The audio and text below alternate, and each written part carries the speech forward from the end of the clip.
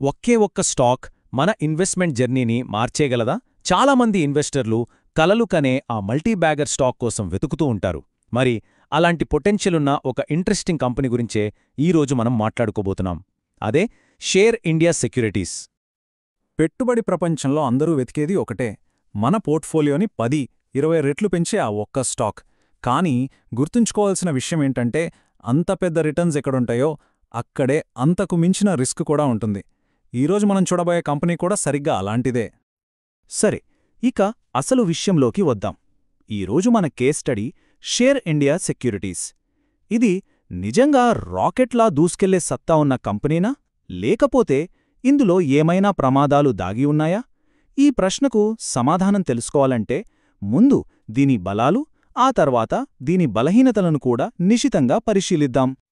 ముందుగా పాజిటివ్స్ చూద్దాం. అసలు షేర్ ఇండియా స్టాక్లో అంతగా ఆకర్షించే అంశాలేమున్నాయి?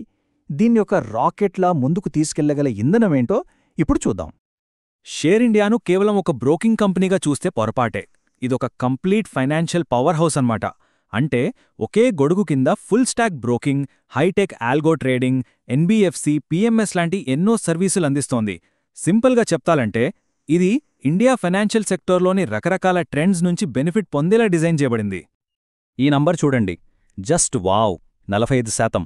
ఇది గత 5 ఏళ్లుగా వాళ్ల సేల్స్ ప్రతి ఏటా పెరుగుతున్న సగటు వేగం. ఇది మామూలు విషయం కాదు. వాళ్ల బిజినెస్ ఎంత అగ్రెసివ్గా, ఎంత బలంగా ఎక్స్పాండ్ అవుతోందో చెప్పడానికి ఈ ఒక్క నంబర్ చాలు. కథ ఇక్కడితో అయిపోలేదు. సేల్స్ కంటే వేగంగా లాభాలు పెరిగాయి. సంవత్సరానికి సగటున 50%. అంటే కంపెనీ కేవలం బిజినెస్ పెంచుకోవడమే కాదు, పెరిగే కొద్దీ ఇంకా ఎక్కువ లాభదాయకంగా మారుతోందని క్లియర్గా అర్థమవుతోంది.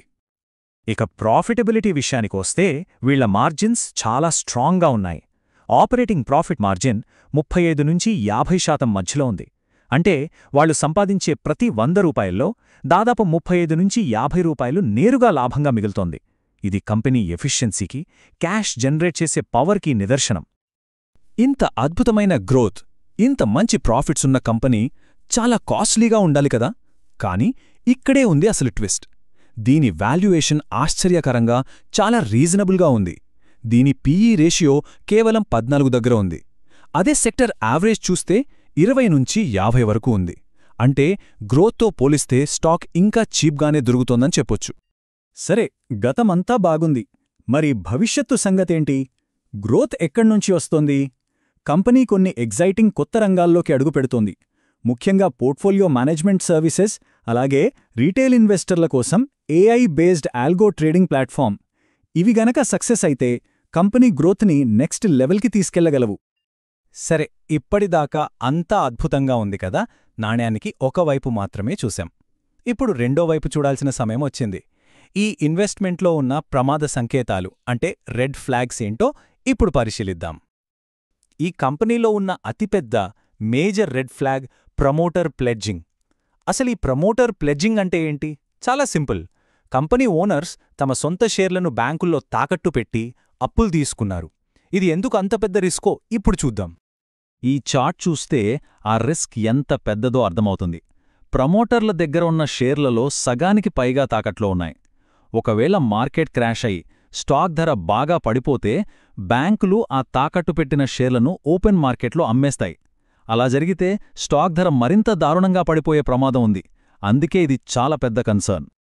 ఇక్కడ మరో ముఖ్యమైన విషయం గమనించాలి. గత 5 ఏళ్లుగా అద్భుతమైన వృద్ధి చూపించిన ఫైనాన్షియల్ ఇయర్ 2025లో మాత్రం కంపెనీకి పెద్ద దెబ్బ తగిలింది.